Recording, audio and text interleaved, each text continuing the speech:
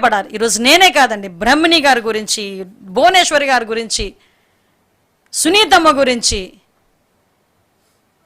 ఎంత దారుణమైన కామెంట్స్ అంటే కొన్ని కామెంట్స్ మీకు చూపించలేక నేను ఆగుతున్నాను. కానీ నాకే చాలా అది మామూలుగా కాదు. అక్కడ పడుకున్నారు, ఇక్కడ పడుకున్నారు, ఏంటండి ఆ పదాలు? అలాంటి పదాలను కూడా మేము సహించాలా? మీరే చెప్పండి ఒకసారి. అలాంటి ఎదవలను వదిలేయమంటారా?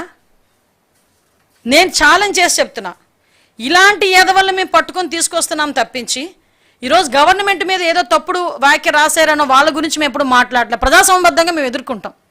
ఆ ధైర్యం మాకుంది, ఆ దమ్ము మాకుంది. నువ్వు ఏదైనా చేతనైతే, నువ్వు చేయగలిగితే ఎస్, ఈరోజు మేము చేస్తున్న వాటి మీద నువ్వేమైనా విమర్శించాలనుకుంటే విమర్శించు. ఇలాంటి ఎదవలందరూ నేను ఇతను వెనకేసుకొస్తూ మేమేదో అక్రమంగా అరెస్టులు చేస్తున్నామని వీళ్ళందరికీ కూడా ఇలాంటి ఎదవలందరికీ బెయిల్ ఇప్పించడానికి ఒక వార్ రూమ్ ఏర్పాటు చేశాడట ఈ జగన్మోహన్ రెడ్డి. ఒక వార్ రూమ్ ఏర్పాటు చేశాడట లాయర్లు పెట్టుకొని. ఇది మీరు ఎవరైనా హర్షిస్తారా? ఇలాంటి పదాలు మీకు చూపించమంటే చూపిస్తాను, సిగ్గువిడిచి చూపించమన్నా నేను చూపించగలను. కొన్ని సందర్భాల్లో మేము కూడా కామెంట్స్ చదవద్దు అని మా పిల్లలకు మేము చెప్తున్నాం. ఏదనంటే భావస్వేచ్ఛా ప్రకటన. ఏంటంటే భావస్వేచ్ఛా ప్రకటన? దానికి లిమిటేషన్ ఉంటుందండి. భావస్వేచ్ఛా ప్రకటన కూడా లిమిటేషన్ ఉంటారు. నోటుకు వచ్చినట్టు రాస్తారు, విద్వేషాలు రచ్చగొట్టడానికి ట్రై చేస్తున్నారు. పవన్ కళ్యాణ్ గారికి, చంద్రబాబు నాయుడు గారికి, ఇప్పుడు జనసేన కార్యకర్తలకి, టీడీపీ కార్యకర్తలకి ఆ అండర్స్టాండింగ్ ఉంది కాబట్టి సరిపోయింది. కానీ ఏదైనా వీళ్ళు చేసిన పనులకి ఏదైనా తేడా వస్తే ఏ పరిస్థితులు వస్తాయి? అప్పటి నుంచి ఇప్పటి వరకు ఇంకా హోమ్ మినిస్టర్ అయినా, ఇప్పటికీ సీఎం అయినా చంద్రబాబు నాయుడు గారు అదే మాటలు పడాలి, వాళ్ళ కుటుంబ సభ్యులు అదే మాటలు పడాలి, హోమ్ మినిస్టర్ అయినా నేను అదే మాటలు పడాలి. అవసరం ఇదంతా? కాబట్టే చర్యలు తీసుకుంటున్నాం. ఇలాగా పెట్టేగిపోయి సోషల్ మీడియా ముసుగులో నేరస్తులు రాజకీయ ముసుగులో బయటకు వచ్చి మీ భావస్వేచ్ఛ ప్రకటన, ఆ ప్రకటన అని చెప్పి నోటికొచ్చినట్టు బూతులు మాట్లాడి బూతులు తిడుతున్నట్టుగా ఉంటే ఎవరిని వదిలిపెట్టేది లేదు. అందరి సంగతి తేలుస్తాం. దీనికి వీలైతే గౌరవ చంద్రబాబు నాయుడు గారు, డిప్యూటీ సీఎం పవన్ కళ్యాణ్ గారు అందరూ కలిపి ఒక స్పెషల్ యాక్ట్ కూడా తీసుకురావడానికి సిద్ధపడ్డారు. మేము ఈరోజు గర్వంగా గుండెల మీద చేసుకొని చెప్పగలం. ఈరోజు వరకు జరిగిన ఏ సంఘటనలోని కూడా నిందితులు అన్నవాడు 24 గంటల నుంచి 48 గంటల్లో పట్టుకున్న పరిస్థితి మాది. వాళ్ళకి త్వరితగతిన శిక్ష పడాలి అని గౌరవ చంద్రబాబు నాయుడు గారి ఆదేశాల మేరకు స్పెషల్ కోర్టులను ఏర్పాటు చేసి ఈరోజు వాటికి ఈ కేసులన్నింటినీ మేము ఇచ్చి వాళ్ళకి 2-3 నెలల్లోనే వాళ్ళకి కన్విక్షన్ పడేటట్టుగా చేయగలమని నమ్మకంతో పనిచేస్తున్న వ్యవస్థ మాది. ఈరోజు ఆడబిడ్డల జోలికి వస్తే ఊరుకోము, సోషల్ మీడియాలో ఎట్టి పరిస్థితులని తప్పుడుగా ప్రచారాలు చేయకూడదు అని చెప్పి ఈరోజు మేమందరం కూడా ఒక ఉక్కుపాదం మోపుతున్నాం. గంజాయిని పెంచి పోషించిన జగన్మోహన్ రెడ్డి ఎక్కడ?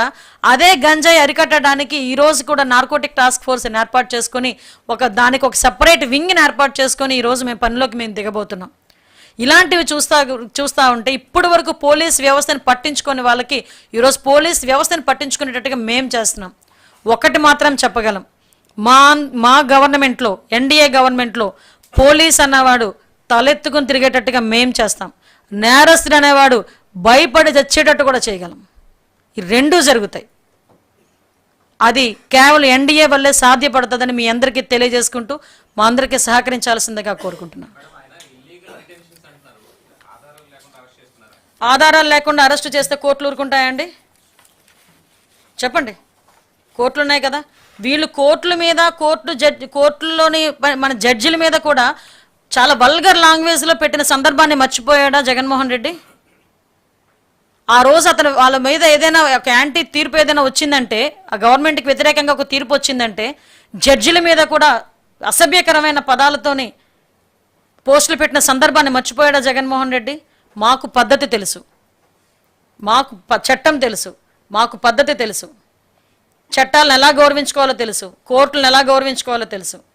దాని ప్రకారమే చర్యలు ఉంటాయి. ఏ వారెంట్తో రంగనాయకమ్మని తీసుకెళ్లారు? నేను ఒకటే అడుగుతాను, ఏ వారెంట్తో రంగనాయకమ్మని తీసుకెళ్లారు? ఏ వారెంట్తో ఆ రోజు గౌతు శిరీష గారి గురించి మాట్లాడారు? ఏ వారెంట్తో ఇంతమందిని సోషల్ మీడియా యాక్టివిస్టులు అని చెప్పి తీసుకొచ్చి అర్ధరాత్రులు అపరాత్రులు గోడలు దూకి నోటీసులు ఇచ్చారండి? ఈరోజు గుర్తొచ్చినాయా యాక్ట్లు, ఏంటది నోటీసులు ఇప్పుడు ఈరోజు గుర్తొచ్చినాయా? ఈరోజు మేము ఏం చేసినా పద్ధతి ప్రకారమే చేస్తున్నాం, అది మర్చిపోకూడదు. పద్ధతి ప్రకారమే మేము చేస్తున్నాం, పద్ధతి ఉల్లంఘించి ఎక్కడా మేము చెయ్యం. మాకు కోర్టులు అంటే గౌరవం ఉంది, చట్టాలంటే గౌరవం ఉంది.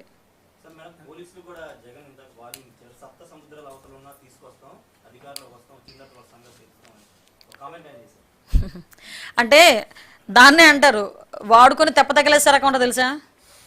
ఏదో అంటారు ఏరు దాటాక తెప్పతగలేయడం అంటారు. మనోడేంటంటే 5 సంవత్సరాలు కొంతమంది పోలీసుల్ని ఎలా వాడుకున్నాడంటే ఇంటి దగ్గర కాపలాలకు పెట్టుకున్నాడు, మా ఇళ్ళ దగ్గర బందోబస్తులు పెట్టాడు, పరదాలు కట్టించుకున్నాడు. ఎందుకు పనికిరాని ఏదో పనులన్నీ చేయించాడు వాళ్ళ చేత, పోలీసుల చేత.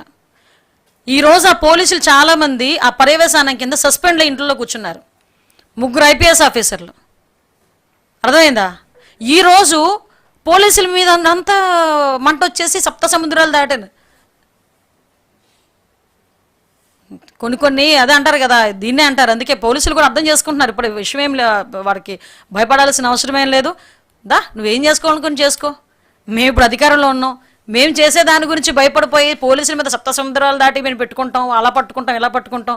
ఒకటి మాత్రం క్లియర్గా చెప్తున్నాం, ఎన్డీఏ గవర్నమెంట్లో ఎవ్వరూ కూడా ఒక కార్యకర్త కూడా చట్టాన్ని ఉల్లంఘించి పనిచేయడు.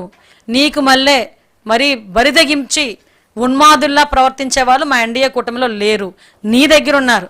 నీకు చెప్తున్నా, సోషల్ మీడియాలో నోటుకొచ్చినట్టు మాట్లాడి ఎలాగైనా ఒక పిచ్చ ఆనందం పొంది, రాక్షస ఆనందం పొంది, నేను ఎక్కడో కూర్చుంటాను, ఎక్కడో ఐడి పెట్టి నేను ఎక్కడో కామెంట్ పెడతాను, నన్ను ఎవడు ఏమి చేయలేడులే అనుకుంటే వాళ్ళకి చెప్తున్నా సప్త సముద్రాలు దాటున్నా కూడా మిమ్మల్ని